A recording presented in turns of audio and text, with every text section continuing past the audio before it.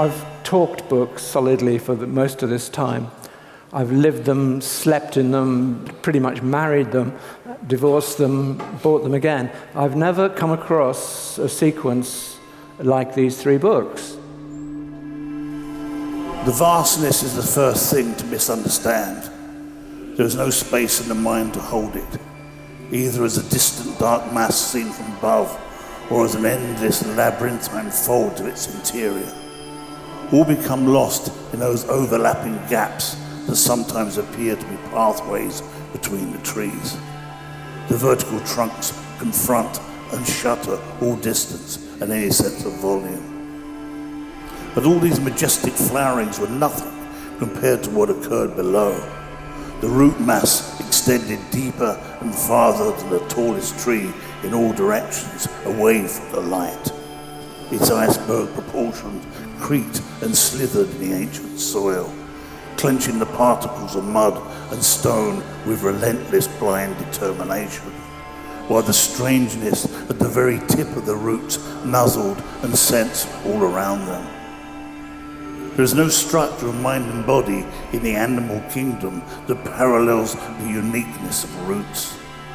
There is no understanding of why or how that delicate mechanism becomes a sensing tendril and seeks out the nutrient it needs.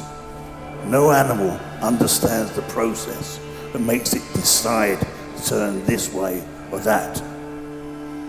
The snuffle which falls is in chosen direction is unknown.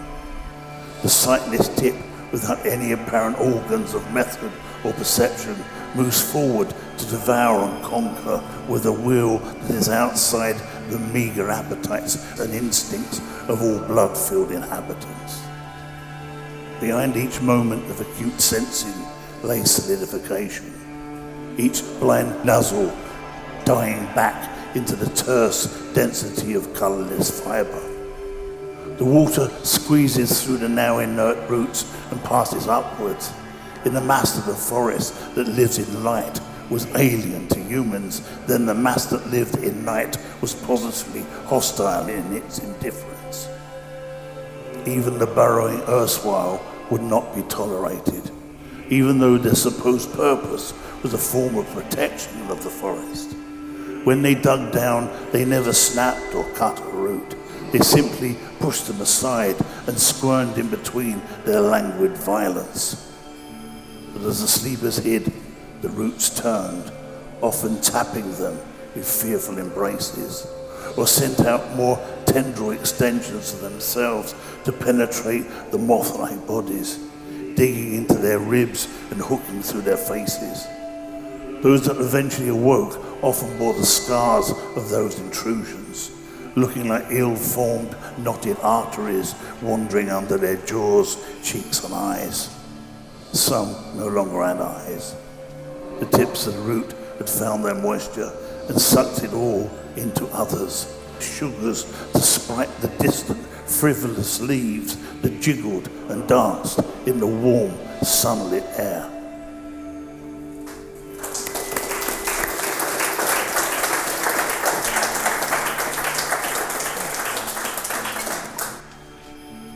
Do you feel that you disappear or the opposite when you're writing?